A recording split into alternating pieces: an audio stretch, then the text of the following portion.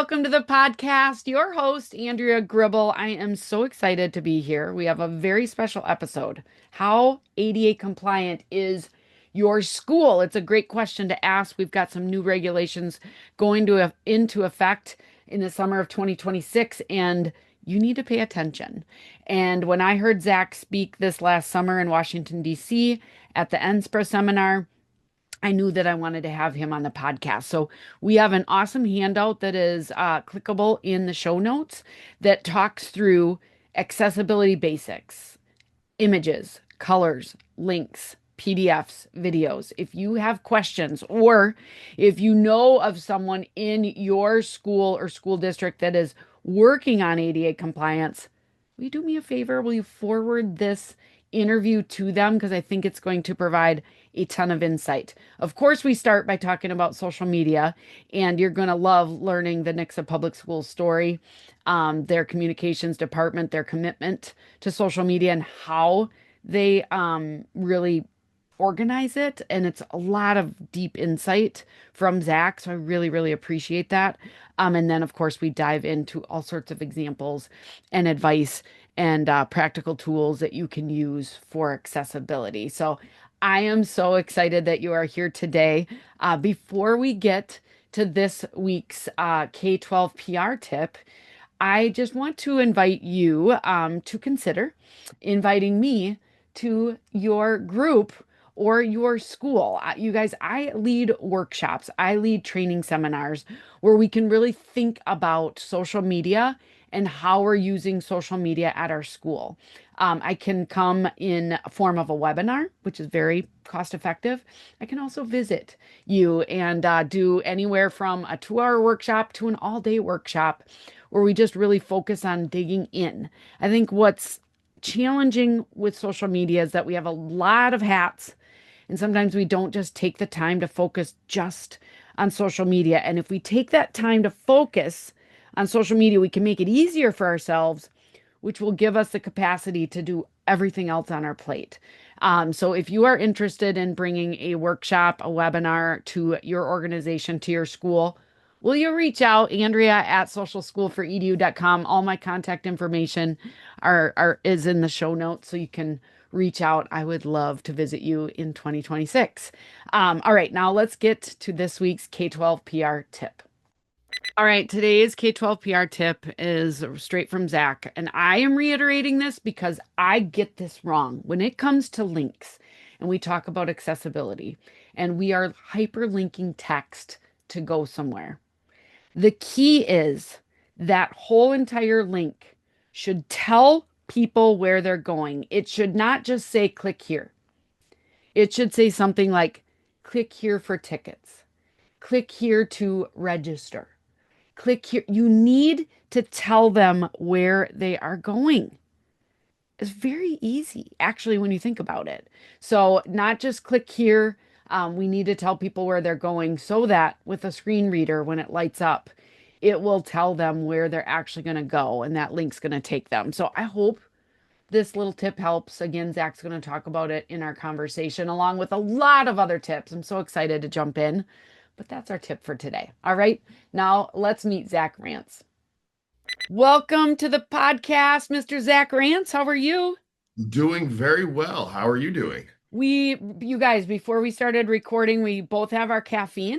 And Yeah. so we are ready to go.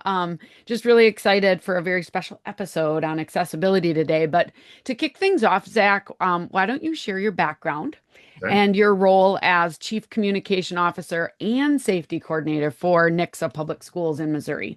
So I've been at Nixa my entire career. Actually started off in teaching, and then I moved over to communication a few years ago. But this is my 24th year in the school district, and so I've been kind of through the whole social media fun communication kind of evolutions. How we went to digital a lot. Several years ago, and that was the big focus. I remember where everything was print. And now everything, is digital. And then now print's unique. It's really funny to me just to see, everyone's like, we did a postcard. I'm like, cool, that's what I used to do all the time. So I'm glad you think it's cool again, so it's been a lot of fun. I love that. I think if anybody's watching this right now on YouTube or you're seeing the picture, you're like, Zach's been in schools for 24 years. It's Yep. impossible. You still look like you're in your 20s, so that's good. Thank you. I don't feel like that all the time. Well, you have a lot of experience and you've gotten to see that evolution. Can I ask what you taught when you first started? It was English and journalism. Oh, perfect. Yeah. It's a natural progression into this career. And so, how long have you been doing communication stuff? So I've actually been doing communication for about 22 of those 24 years. Oh, Because when I was starting, we always joke that communication was part-time because you only needed like a little extra time in the day to do effective communication. And so I kind of was doing it while I was teaching, and then it evolved into a full-time position. So the full-time position was 2008. okay. All right. Perfect. So, tell me a little bit about Nixa Public Schools, the size, how many schools you have, your communications department. Yeah, so Nixa is right around 6,700 students, Okay. and we have grown drastically. I am a graduate of Nixa. I came home, and so like my graduating class was a little over 100 students. Now we're anywhere into that 450 to 550 students in a class. And so it's grown drastically, and people have moved here for the schools.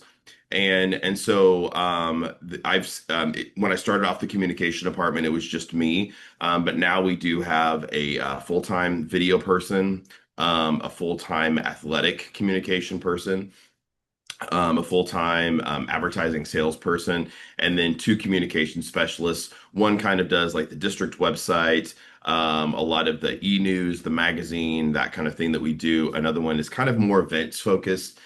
He also works a lot with our Performing Arts Center, ticketing, a lot of those things. You can see my ATOS right here. This is the name of our Performing Arts Center. We've got a national venue that's attached to our high school.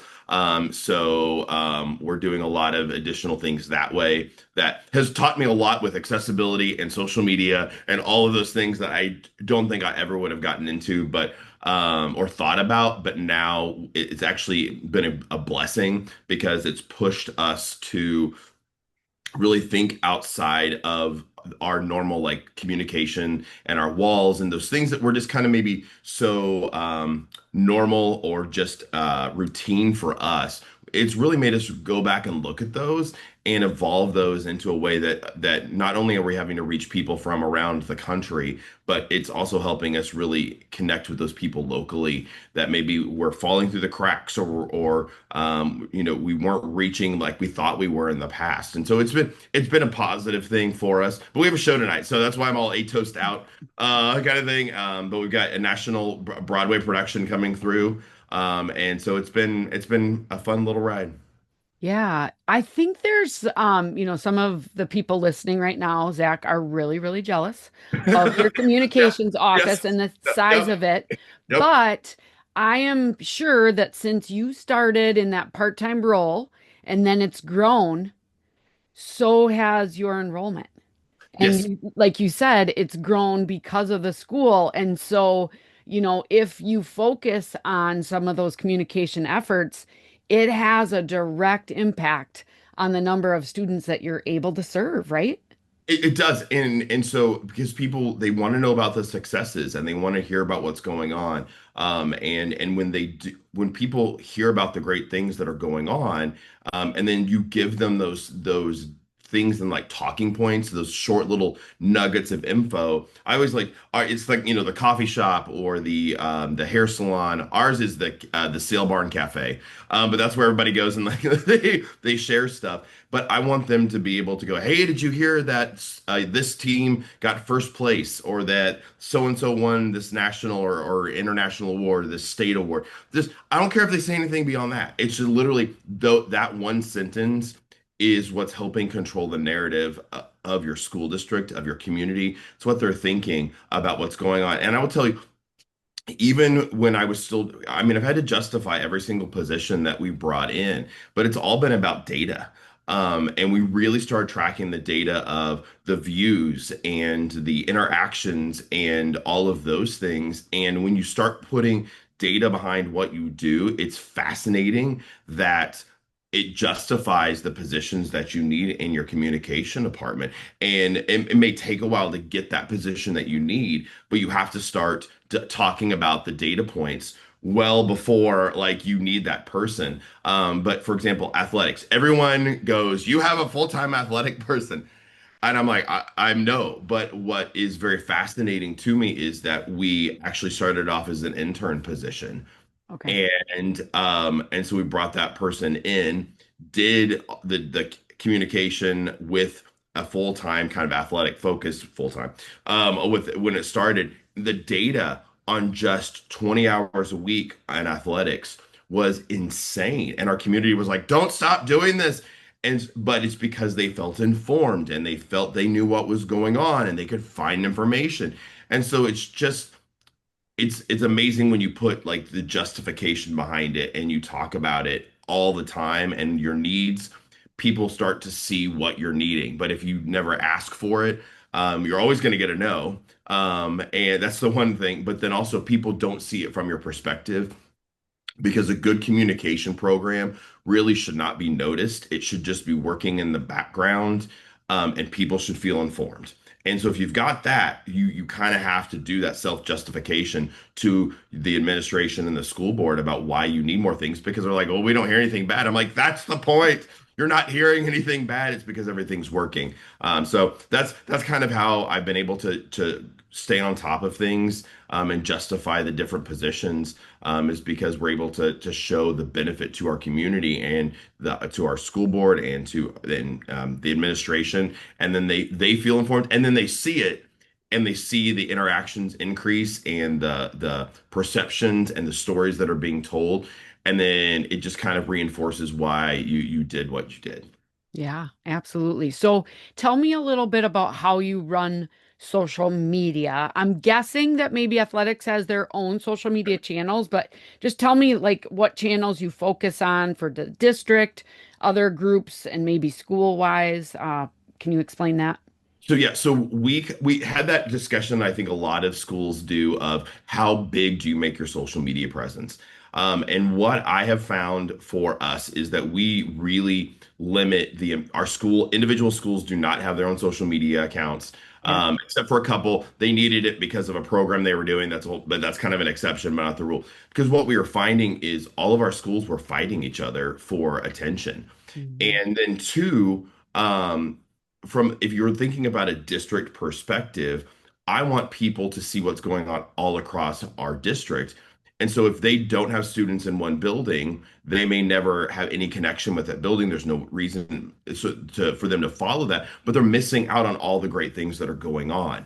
And so we really have kind of a focused push where we have people at each building that are in charge of getting us pictures of the things that are going on. They have their guidelines, the captions and everything else, and they send that to us. And we just schedule those out regularly on our district platforms.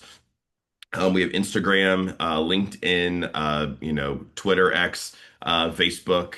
I think, yeah. So all the major ones. We're gonna do TikTok. We were just waiting for like all the legal stuff to kind of figure that out, as well. And then athletics, we have the same. And YouTube. Okay. And we have a podcast now too. So we've got that on for the district. And then on the athletic side, we've just, obviously X is still really big, for athletics. That's where all the scores are, and so we're really focusing on that. But then we've got Facebook and Instagram as well for that, for our athletics. And so we just kind of really funnel it in. And I think there's justification both ways depending on the size of your district, how you handle it. I just always say have guidelines and clear expectations because then that way you're following what you said you were going to do. And then we follow that, but we're reevaluating. We've had those discussions. Do we expand it out? Now, our sports teams are allowed to have their own social media and like some clubs and other stuff. But Okay. what I've also found is that we're like, I don't think we asked them what they're wanting to use it for. And if Mhm. they ever say, well, I'm trying to communicate with our parents, I'm like, well, that's not what social media is for. It's just not. And our parents, even in our communication surveys, they say social media is not a great way to communicate with me. They want this stuff pushed at them. So that's where your your district communications through apps or emails, that's where you're reaching your parents. This is just to reinforce and showcase kind of what you're doing in a better way. And so that's why we have it organized that way. And here, if the data ever switches and our parents say social media is the best way to communicate with me, we will change our plans. It has not happened yet, but but you have to make sure you're still staying in touch with your people and seeing how they like to be communicated with and how they like to engage with you. Yeah. And this is right up my alley, Zach, because this is, I mean, I'm usually like, hey, if your school has 8,000 students or fewer, I really hesitate Uh, about having those school specific pages because it's challenging and it depends on the personnel there of how often they're going to get updates. I'm assuming, are you a one high school district? Yes, we are one high school district. We have enough students, honestly, to probably go down that two high school path, but we asked our community, do we have one or two high schools in the future? And they said one. And so we've organized our stuff that way. But and I agree, and you'll have, schools with mascots that even at the elementary school, our brand, we are Eagles from, top to bottom, front to back. And we even had some schools kind of have their own mascots. We kind of reduced that down because we wanted people to feel that they were a part of the community no matter what. And we've even looked at some larger school districts that have, you know, um, schools in, maybe they have multiple high schools. I think that's, justifiable to have different social media presence there. But then I start going back to that elementary, middle school, like you may want to like do you keep it all under the district because again, people are so tribal. I think are in their own silos that they're still not seeing what's going on in the rest of the district. And I think if you split people apart so much when those tax levies come up or those bond issues come up, people are only seeing like their little section of the community that they're a part of, and they're not seeing everything else that's going on. And they need a full picture of what is happening. And so if you are going to keep your schools in your own little like zones or social media pages, you need to have a plan to reach beyond those borders and those walls because you're missing a whole swath of your population that has no reason to intentionally engage with your social media because they're not a part of it, but they are because that's their tax dollars for one, but then two, like they need to see what's going on. It's for, outside of just those walls. Yeah, your elementary students are someday going to be high school Yeah, students, and exactly. they want to Yeah. see the opportunities that their kids are going to have, and vice versa. The high school students and parents, they like to see what their students are doing in elementary because their kids used to do that. Okay, so everybody listening, you could stop listening right now, and I feel like you have so much value from what Zach already shared. Great work, and we'll link all of your district handles so you guys can take a look at it. One question I have is with athletics. Yeah. Have your own channels. Do you ever post some athletic celebrations or milestones on the district page? Um, yes, kind of. Okay. We usually try to make it have its own like an academic tie or something that would naturally fall into the kind of the district level, Okay. or if it's just a huge championship, something along those Yeah. lines. And I hate the state, and this is the reason why I hate the statement that is, you guys are so athletic focused, you don't focus on anything else. So I kind of, when we talk through our rationale behind things, is that people have to choose to go and follow our athletic social media pages, but anything academic or whatever, anything along clubs or activities, that's all on the district level, and so Okay. that way they can see it. And that's kind of what, because I just hate it. One, it really minimizes the successes of your athletics teams if people just think, oh, you're two athletics. And then two, athletics naturally gets a lot of attention. And so then on the flip side, your one club that has two competitions all year long, and that's all the two posts you get a year, they get lost in the mix because there is so much other stuff. So it really does. I want everybody to shine. I want all of our clubs and organizations to just be able to be showcased in so many amazing ways that we do try to intentionally split that way. And that's our justification. Again, Yeah.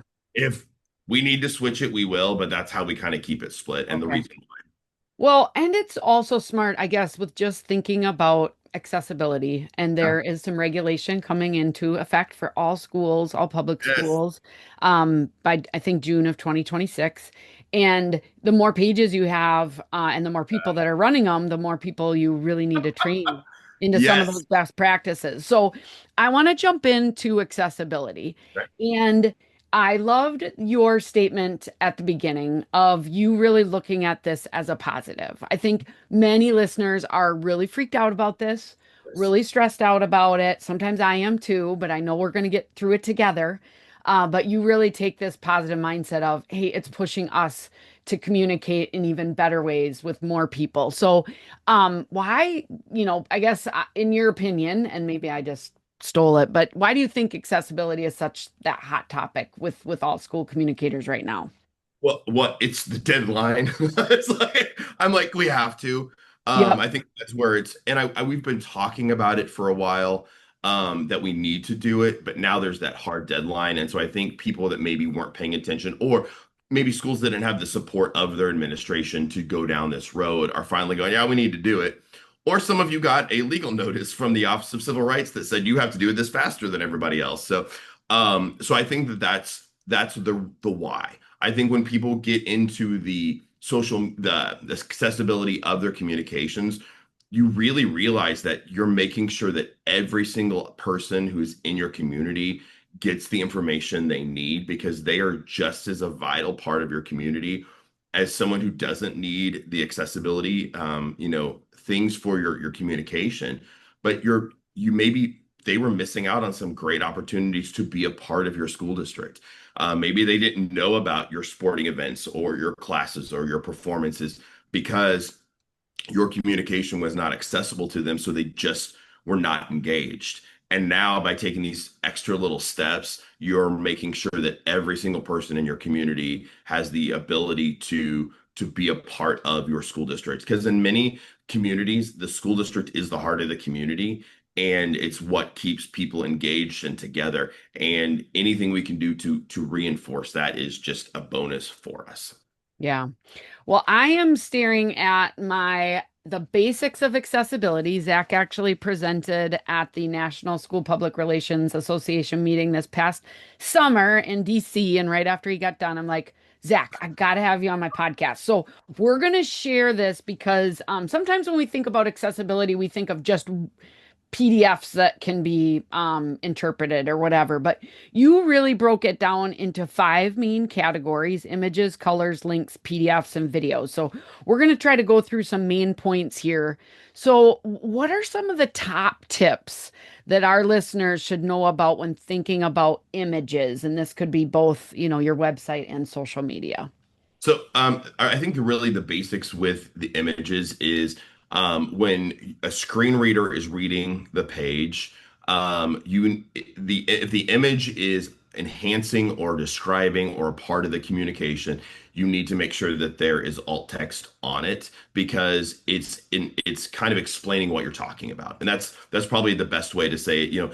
If you have something that's decorative that has nothing to do or is not communicating out any information, you can use those double quotes in the alt text. You still need alt text, but you can put those double quotes in the alt text, and the screen reader will skip that. And that's kind of the basic way. So first look at it, go, am I using this to enhance or reinforce or talk or like show what I'm talking about? Then you need to have some sort of description on it. And if you just look at the picture and you go, here's what's in the picture, type that out in the alt text. That's it. If it's like students playing on the playground, cool. If can you be more descriptive? Students playing on the swing set on the playground. Great. There you go. That explains what's going on, and it just helps enhance what's there. So that's really the basics of what you're doing, is just when someone's screen reader goes through, it explains what they would be seeing if they have a visual impairment, or they need those accessibility standards for visual things. So, and that's all an image is. The other thing too is we had an Office of Civil Rights complaint, on our website. So if you have an image on your homepage, it's like a click-through image. It also needs to be like explaining what they're when they click on the image, what they're where they're going, and what that's going to. Okay. So if the image is taking them somewhere. You also mentioned email signatures too, that those be accessible. So tell me about that. So I know oh, and I didn't realize this, but here's what I've learned about education. We see somebody with a great idea and we copy it to the nth degree. You know, like we're like, oh, it's great. And many times we copy something that we should not be doing, but they looked really cool, so we just do it. So and I didn't realize this with even email signatures. If you we this came up with one of our employees. It said, please contact me in one of the ways below.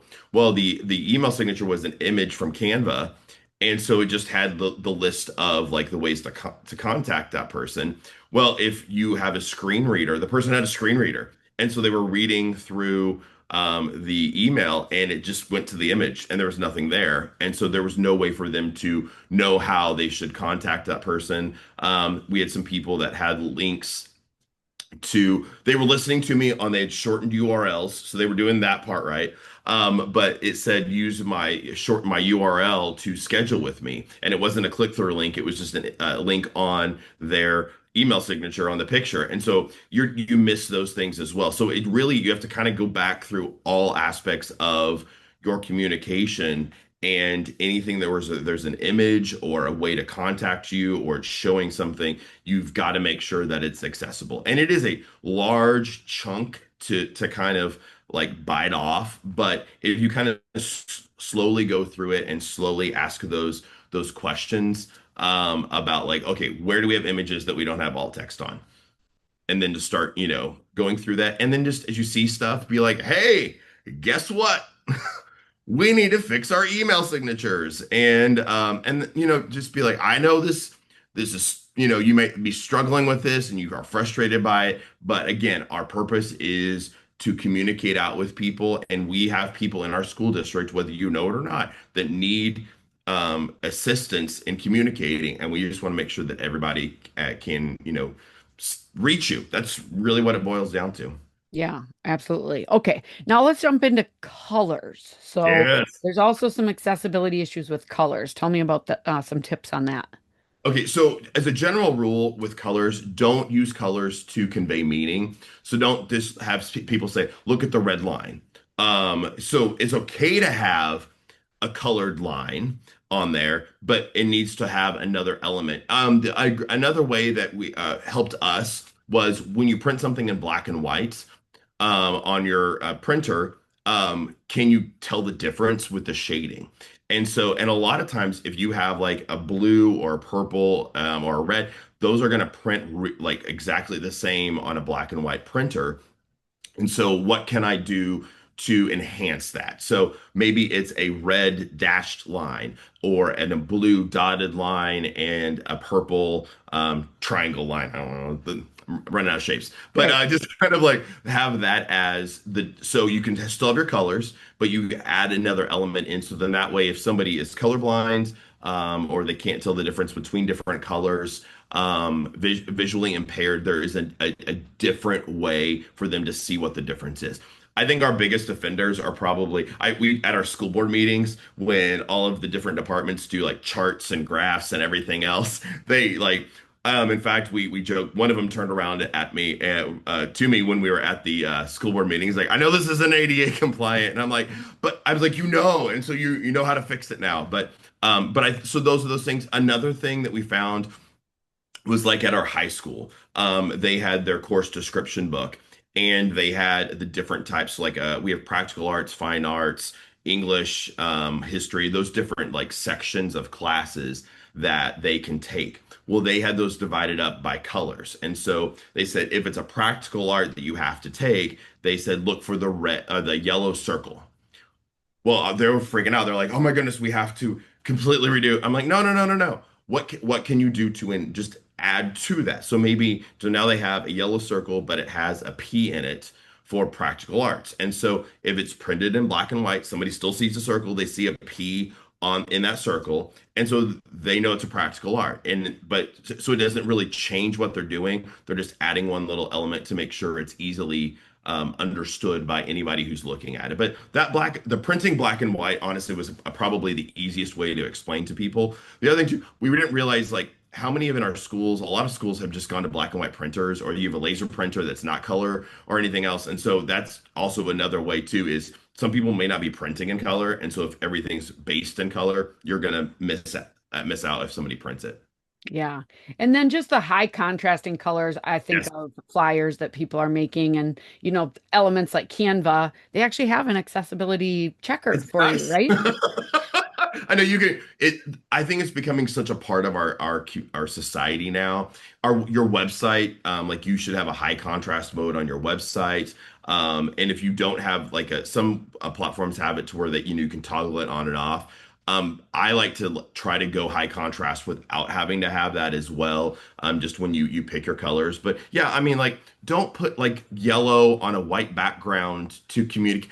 I can't see that right anyway. So Right. like if I'm struggling, other people are going to struggle as well too.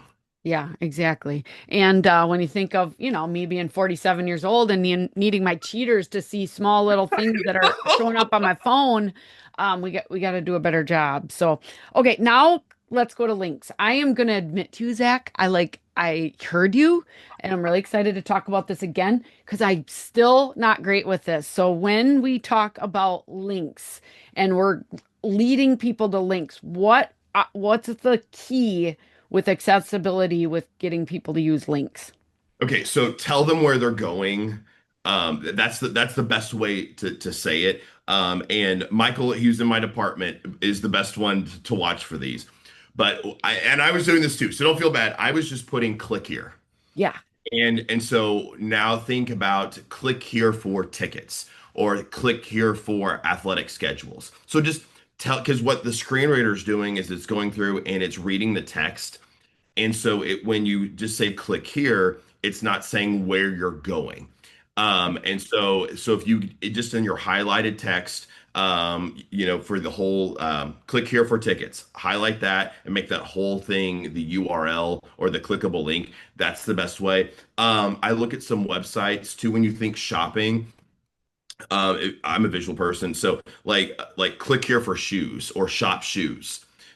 You know where you're going when you look at that button on your website. You're like, I'm gonna go shop for shoes. And so that's clear. If you just said click here on that button, it doesn't tell you. I mean, you may know based upon everything else in the website, but again, we're going back to screen readers. We're going back to all the other things. If you just have a button that says click here, it's not telling you where you're going. So if you just think about it that way, that really does simplify it pretty easily. The other thing is don't just copy and paste an entire URL into your document if you can keep from it. I know certain situations you have to, especially like posters or other stuff where there's no other, you can't just put click here because they can't click on a poster. But think of ways to use like URL shorteners. So then that way, when you have a web address, it's shortened because a screen reader will read every single character. And so we actually have purchased a URL shortener for the district, and we have our own short code just to make it even easier for our people to do that if they have a lot of links. Athletics is probably one of those that we have so many different links for stuff for schedules and games and like all this stuff that we use that a lot more. But I thought, and then I found out everything our teachers were sending home. And I was like, oh, yeah, okay, we actually may need a URL shortener for more things than I realized because people were just copying, going up to the website, copying that full web address and sending that link out. And we needed to pull that back a little bit just so that way when someone's reading it from a screen reader or just in your email, so just your general email is not 300 lines long with one link in it just because of what you've copied and pasted over. So, can you tell me what your URL shortener that you guys use is? We have short.io is Okay. ours. And this is kind of just in general, this kind of a side thing here is um, a lot of spam services use like Bitly. So if you notice like all the stuff that you get on your phone or you get maybe in an email, Bitly's free. And so if you whatever platform you can pay for Bitly and get a pro version of that one or find another one. But if you get your own URL as your school as a school district or organization, it will whitelist it and it'll be less likely to flag it as spam because you have like a professional one. If everybody's just using the free Bitly account or whatever, or free accounts, those that's what all the spammers use. And so your stuff's going to get flagged for spam. And again, our goal is to get information to where it needs to go. So if that, I highly recommend that you get some sort of URL shortening platform just in general. But it can also help with your accessibility because you are shortening those URLs that the screen reader has to read. Ours is nixa.red is we're red and gray. So we're like, let's just use that one. So that was that also helps out in multiple different levels. And if you'll notice with a lot of the things with accessibility, it actually makes it easier for people that don't need accessibility to get to your information and communicate out stuff in general. So you're just improving it for everybody. So if you think of it that way, you're like, oh yeah, I don't have to have a 300 character long URL. It can be, nixa.red backslash, sports or athletics, and cool. People can get there a lot faster. Okay. And do you know if you don't use something like that, because you're having to pay for that short.io, if you don't have something like that, will you get flagged, do you think, under this new regulation, or is it just kind of a gray line? It with all the spam filters out there, I think any URL or anything you do mass communication is just always naturally going to get flagged because you're mass sending stuff out. I think the more we can do to reduce that, the more likely our emails and everything else are going to get into people's inboxes or they're going to receive the text messages or whatever else. So I don't think with the accessibility standards it's necessarily going to be there. I think it's more those spam filters. But again, if you're fighting accessibility standards and spam filters and all these other ones, we've got to find a way to kind of cut through the noise and everything that we do and prevent us from being flagged as spam or go into the whatever the 18th tab you've got on your Gmail account and Yeah. however you're organizing your emails. I want to be in the primary inbox. That's my ultimate goal with everything that I do. So how can I remove all the barriers to get to that primary inbox? Yeah, absolutely. Okay, we got two more categories. PDFs. What Burn can them. you tell me about PDFs? Burn them. I, uh, I am not a fan of PDFs anymore, and neither is my department because that's another thing we've got an OCR complaint about. And it wasn't just the entire PDF; it was literally one little section of one page of a 140 page document. That was the course description book and the student hand. It was sorry, the student handbook and it was how the screen reader was reading it. And oh my gosh, we are just like, no. So here's the basic rule. The main source of information that you're communicating out should not be a PDF. So if you think about what are the most common ones? Your lunch menu, maybe your sports schedules, just your general district calendar. The main source of information should be in a format that is accessible. So instead of driving people directly to the PDF for your calendar, you want to drive them to your website calendar that has all those dates on there. And then at the bottom, you can say if you would like a PDF version of the school calendar, click here to download, Yep. and so you can still have that. Same thing with lunch menus. Everybody likes to print off a lunch menu, put it on the refrigerator. They can see what's going on, but that should not be the main way that you communicate out that information. And if you just think of it that way, you go, okay. So course description book. Yes, our course description books, our handbooks, those 140 page documents now live on our website in an accessible version. Also, they're translatable. So if everybody in your school district does not speak English, then guess what? It's translated on your website really easy. We're starting to put more and more documents on, like there's some discipline policies. We're putting those on our website because guess what? They're easily translatable, and then you get there, but they're also accessible. And so you have multiple levels of things that people can quickly access. Two, people are doing stuff on their phones. It's like 80-90% of stuff is being done on your phone. If you can look at the back end of your website or any data points, if you're noticing that people are accessing stuff on their phones, like we're like 80 to 85% mobile from our school district, then you also probably want stuff on your website in that way because it will resize it just because that's how people are getting the information is on their phone. So you don't want a PDF. I hate PDFs when you have to like click on it and like zoom in and you're trying to like get like, and trying to get there. So just in general, again, go back to that original statement of we're just trying to get the information out to people in our community in the best way possible. This just helps improve that. Okay. All right. And the last category is videos. So Yep. what would you say about videos and accessibility? Okay, just put closed captioning on everything and Okay. everyone. Okay, that's the best that whatever you do. But here's another reason why in that general communication platform is because most people are not watching videos with the sound on. They're watching them on silent. They're watching them in meetings. They're watching them in the restroom. They're watching them in bed at night. You got your night owl that's up, what, scrolling through, social media. So sound is off. So just in general, for videos across the board, if you have closed captioning on them, then you're more likely to get interaction. People are more likely to watch them fully or engage more. So that's just a general rule for your regular communication.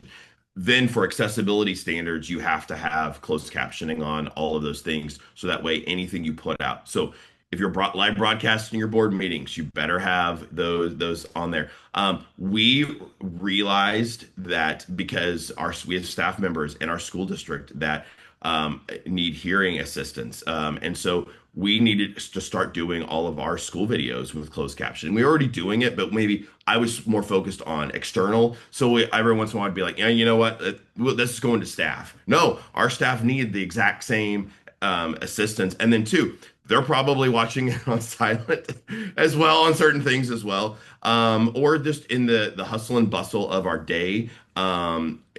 Just having the text on the video actually will help with comprehension if you're having to watch some stuff as well. So that's really the basic. Just if you got a video, closed caption it. I mean, that's what it is. Now, you're going to run into an issue with like Reels and some other social media platforms where you can't close caption those. But you can put text on those videos to explain what's going on, to communicate it out. I've noticed this with our Performing Arts Center because I'll have shows that are coming in, and so I just want to make sure that the text on the video, the reel, is gives a description of what's going on in that video. And it may just be here's the performance, here's where you get your tickets and everything else. But at least there's a way if someone's viewing that, they know what's going on. So don't feel like you have to go overboard on those right now. I feel that they're going to have that. That's going to have to be something that the companies are going to have to do, but figure out a way. Can you just put some text on there to explain what's going on in those reels since you can't do the alt text or the closed captioning on all of those quite yet? Yeah. And I mean, most of them you can add closed captioning on Reels, but what if it doesn't have any Yeah. audio with it, but you're going through a series of pictures, and so in that sense, I think you're explaining, hey, this is what's happening, and that just again helps with the cognitive understanding, even for people who can see and hear and all of those things, right? Well, I mean, think how much information is being thrown at us on like every single second of the day.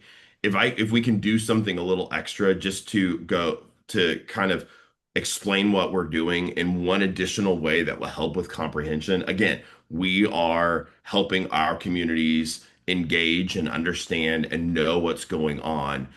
There's so much misinformation out there. We have to make sure that we are staying on top of communicating out to our people so I would much rather you disagree with me because you are disagreeing with me based upon facts and accurate information than to disagree with me based upon a rumor out there. And we're never going to get anybody to agree, but we want people to be informed.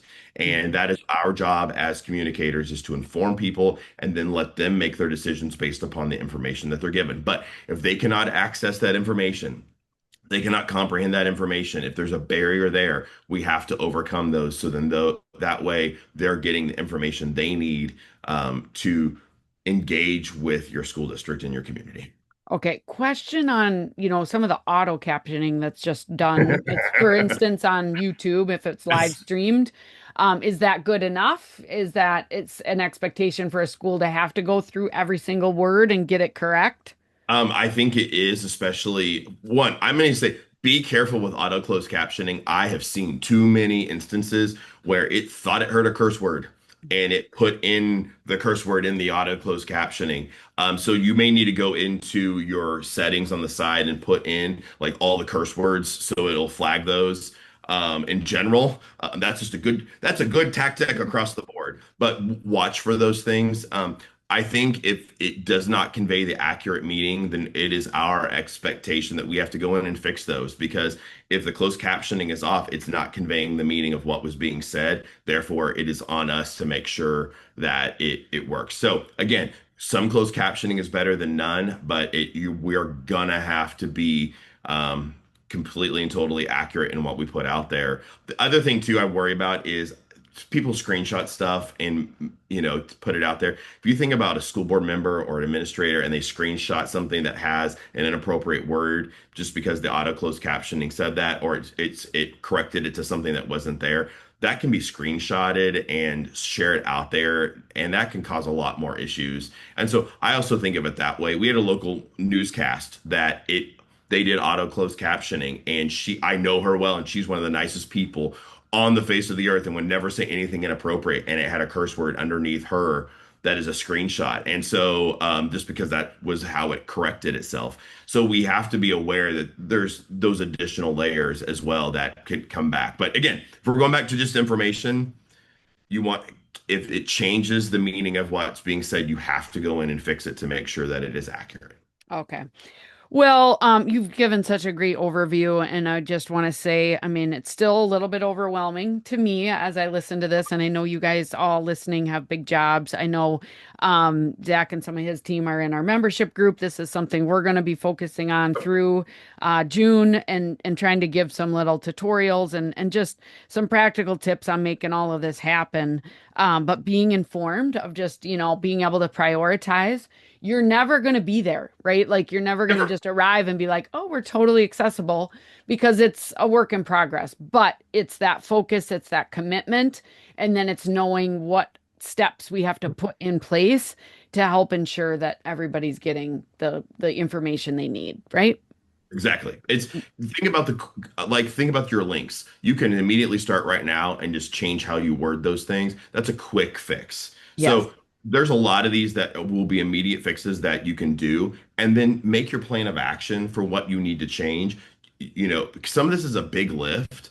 So just make a note that it's a big lift. Having gone through an Office of Civil Rights complaint, we told them, "Oh, we know that that's a problem, and here's what we're doing to fix it." They were like, "Oh, okay, great." Like they knew that's where we were going, and we just had to put some things in place to make it happen. That's a completely different, situation than just ignoring. Be like, it'll never have to worry. We're not gonna worry about it. So, but that way, maybe over the summer or over a break or something, or you take a month and really focus on it. That's the best way to chunk this out. But there's a lot of stuff we are doing it, and it takes 2 extra seconds to just do it immediately, and you will have probably like 90% of what you need to do taken care of fairly quickly. And then some stuff's going to be an extra lift, and there's ways you just have to come up with a plan of action to make it happen. Yeah. So, just to wrap this up, it's a social media podcast, and we talked a lot about it at the beginning. So, what would you say is your best social media tip? Ooh. Um, don't assume that somebody is like don't self-edit some photos. When I say that is you don't know what photo about what thing is going to spark something awesome in your community. So showcase everything as much as you can and have a plan to get that out. Sometimes the things that I'm like, I don't think people are going to really like this post, but we still put it out are some of the most highly engaged with because they're seeing students in action, and so just showcase your kids, get it out there. Don't think it has to be perfect. Just show your kids and the great things that they're doing, and your community is going to love it. Yeah. Absolutely. All right. What's the best way to stay connected to you? You might have some pe listeners that want to reach out and maybe ask a couple questions. So what would be the best way? Email my email is just Zac Rantz at nixaschools.net. That's the best way. You can find me on LinkedIn. You can find me on all social media platforms. You if you follow our district social media, you can see everything that we're doing there. If you follow ATOS, you can come see some of the national shows that are coming into the school district. I'd love to have. We've had 41 states in Canada come to Nixa, Missouri for a national show. I'd love to get all 50. So come on Oh in. my gosh, that's awesome. Well, we'll include your email link and I'll for sure add your LinkedIn so people can stay connected. Zach, thanks so much for hanging out with us today. I really appreciate all of your insight. Thank you for having me. It was great getting to talk to you, and it's great getting to see you. Yeah, absolutely. Well, everybody, will be back next week with another great guest, a great topic. You got this, and just keep telling those stories. Bye bye.